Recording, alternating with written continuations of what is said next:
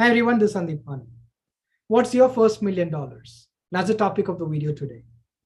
The biggest myth out there is that we need large sums of money or large amount of capital to deploy into businesses or to invest in markets in order to create wealth.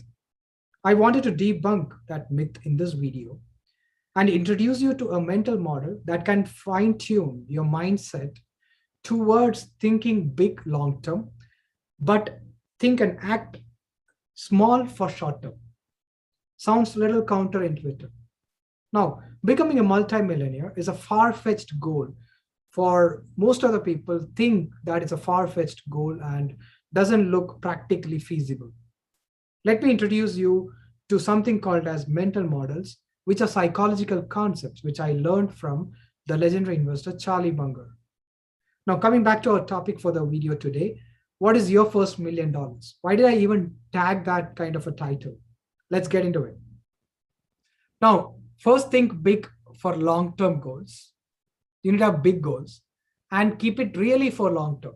Do not get perturbed by the size of the dream or the size of the goal, the magnanimity of it. Don't just get perturbed. Keep it long term because it is 10 years, 20 years, 30 years that you're talking about when you talk about long term.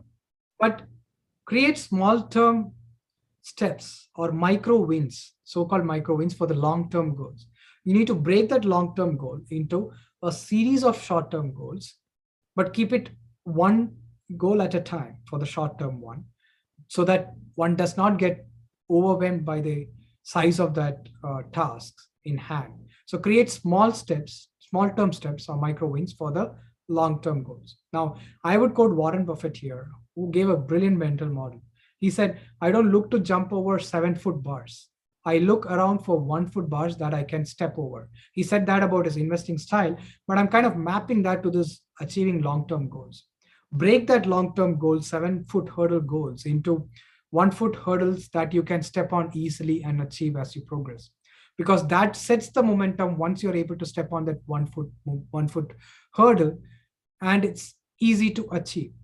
What you're trying to do is, especially in the world of investing, you try to get the easy small wins, which can kind of act in a self-reinforcing model. And it is important to stack up your odds because it's a game of investing, is a game of probability. So you want to stack up your odds towards winning and the probability towards winning. And you can do that only by creating those 1-foot hurdle steps that you can easily step on. Now, when it comes to the world of investing, your aim should be to create a large sums of money in terms of multi-million or even $1 billion. That's your long-term goal. But why I title this video as what is your first million is, it's never the $1 million that is applicable to everyone that one should strive to achieve as a first step.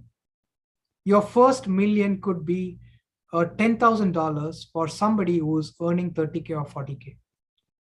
For a person who's earning 30K or 40K annually, the first million equivalent might be a 10K net worth in the first 2-3 years of their career or whatever. So thinking in terms of the mental model I'm trying to apply here is think in terms of multiples of 10Ks in the world of investing. That's a best approach because it works beautifully well and you could comprehend easily in the world of compounding. It's a compounding machine. So think of in 10Ks. For somebody who's looking for the first step, 1-foot hurdle, the first foot hurdle should be the 10K, not 1 million. Because it becomes, the probability of achieving it becomes higher when your hurdle rates are lower. So create the first 10K or 100K portfolio of stocks, which is critical to kick off the compounding machine. You start the compounding machine with the first 10K, then the next is 100K in multiples of tens. And it could well be any of that value in that table, maybe a billion, maybe 10 billion for your long-term goal, depending on where your current situation is. Now, this is the concept I'm talking about, thinking long-term big, thinking big in the long term, for the long term, and acting small and thinking small for the short term. That makes it looks feasible when you think about such large numbers, not only in investing, if you want to achieve any big visionary goals in life, this mental model will help achieve that, one foot at a time. Signing off, Sandeep Anand.